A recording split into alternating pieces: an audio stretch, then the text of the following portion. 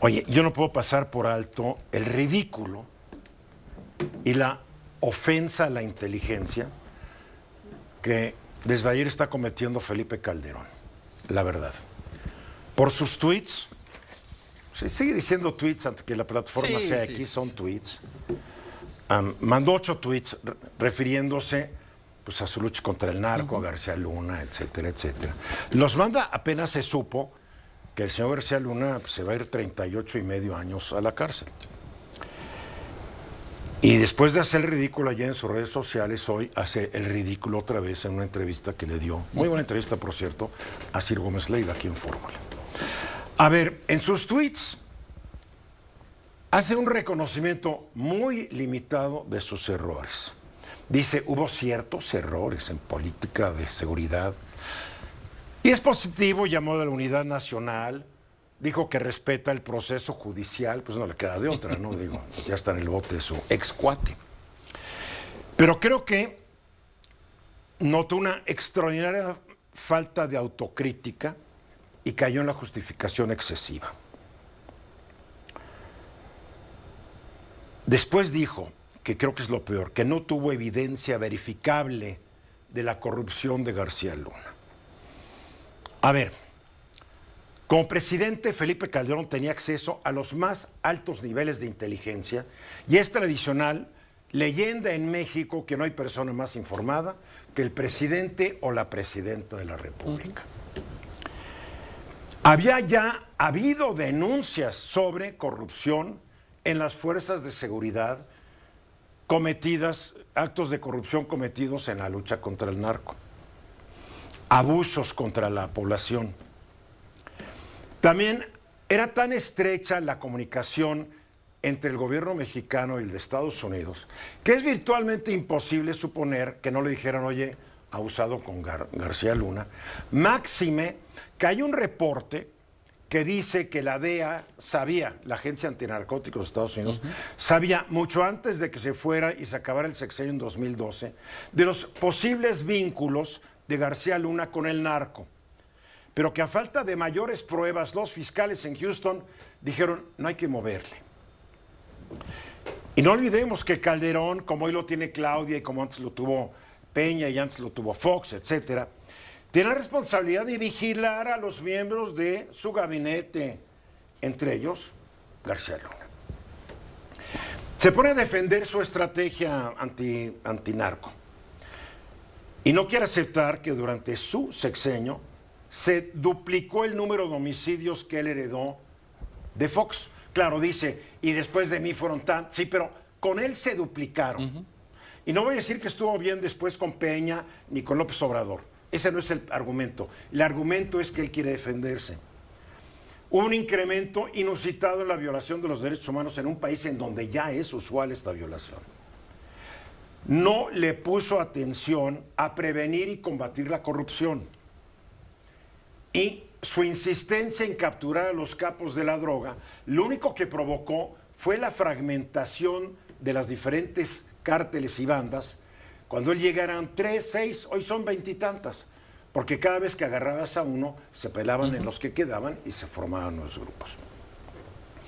Alguien dirá que estricto eres, Eduardo. No, porque otros países, para combatir el crimen internacional organizado, han adoptado estrategias de seguridad más integrales y preventivas. Él optó por el camino militarizado, con resultados poco favorables, consecuencias no previstas, y me da mucha risa hoy oír a los panistas decir que López Obrador militarizó al país. No, ¿quién lo militarizó? Y ahí empezó la funesta tendencia, se llama Felipe Calderón. El caso de García Luna y los mensajes y la entrevista de Calderón exponen y nos tienen que convencer que urge mejorar la transparencia y la responsabilidad en las más altas esferas del gobierno.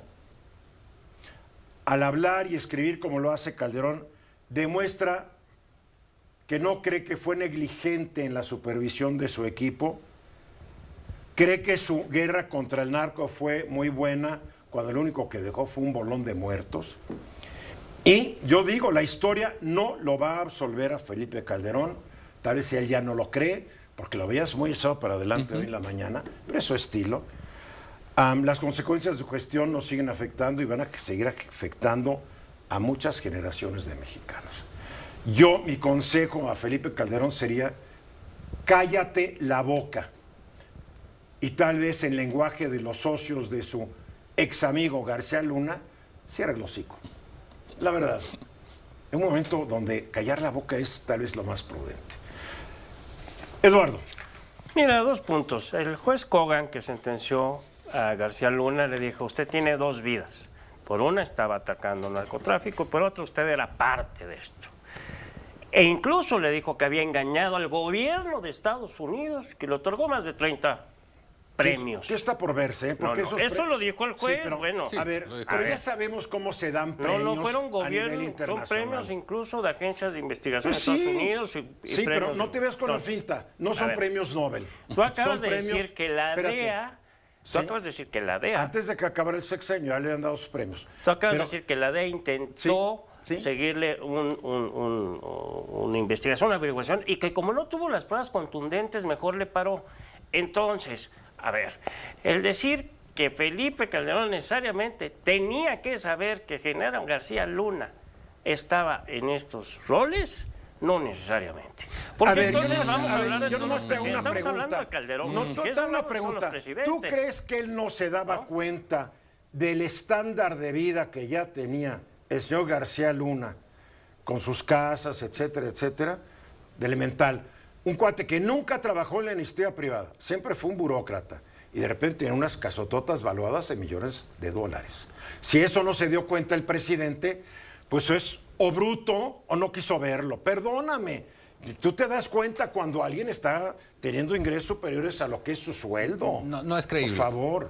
Bueno, a ver, yo nada más él va a defender a Calderón. Todos los que hemos participado alguna vez en el nivel que sea en el gobierno sabemos cómo se maneja la información. Es imposible que un presidente de la República no tenga indicios, información, y además te lo voy a poner así en términos políticos. Se grillan entre ellos. De los enemigos que hay dentro del gabinete. Tuvo que haber otros secretarios, gobernadores, independientemente de la DEA, que le fueron a platicar aguas con esto. Ahora, ¿por qué está tan desesperado Felipe Calderón? Porque la sentencia de García Luna es una sentencia para él.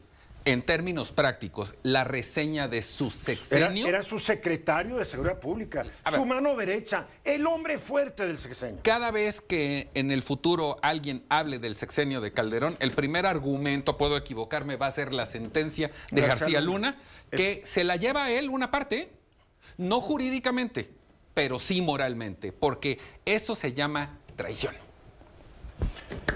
Es el hecho, y mira... Tal vez tú lo sepas, tocadito, pero los premios a nivel internacional se reparten como salvavidas.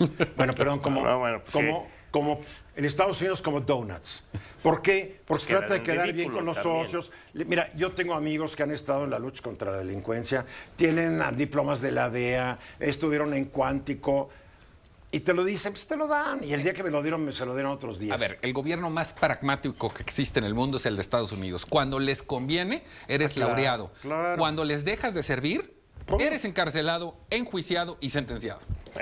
Y en cuanto a la estrategia, no le puedes echar la culpa a un hombre en cuanto a su estrategia. El culpable, lo que estamos viendo, es el crimen organizado. No, el culpable, no me digas ya estás como Calderón. No fue culpa mía, fue culpa de la delincuencia organizada. Violamos derechos humanos, no fue culpa del ejército, fue culpa de los delincuentes. No, señor. Y los montajes Calderón que hizo antes de ser secretario. Y cuando yo empecé esta plática, dije, no se trata de comparar Calderón con los que hicieron después. No usé ese argumento. No estoy diciendo. Entonces estás igual que AMLO, que siempre le echaba la culpa. No, es que estamos echando la culpa precisamente a lo que está sucediendo. El problema empezó con una guerra estúpidamente declarada que cuando yo se lo dije en su época a Felipe Calderón, pidió que me corrieran. A mí no me vengas a platicar. En una comida yo le dije, tu guerrita va a fracasar totalmente. Y se enojó tanto que pidió mi cabeza. El gran defensor de la democracia, ¿ok? Por medio de sus compinches, algunos de los cuales creyeron que podían hacer a Xochitl presidente. Antes de la estrategia, había evidencias, los montajes, Florán Cassés, los zodiacos. A ver, Antes de ser secretario, García Luna ya tenía un expediente bastante El complicado. montaje de Florence Cassés, por favor. Eso ya, mira. No, pero eso no se lo vas a imputar al Era- presidente. No, pero No, era- a García era- Luna. Era García Ah, no, Luna. no, bueno. Y ¿Y era cómo un lo hace secretario de era un mal Seguridad? antecedente, pues no lo haga secretario de Sí. Seguridad. Nomás con eso, buen argumento. En fin, vamos a los mensajes. Regresamos.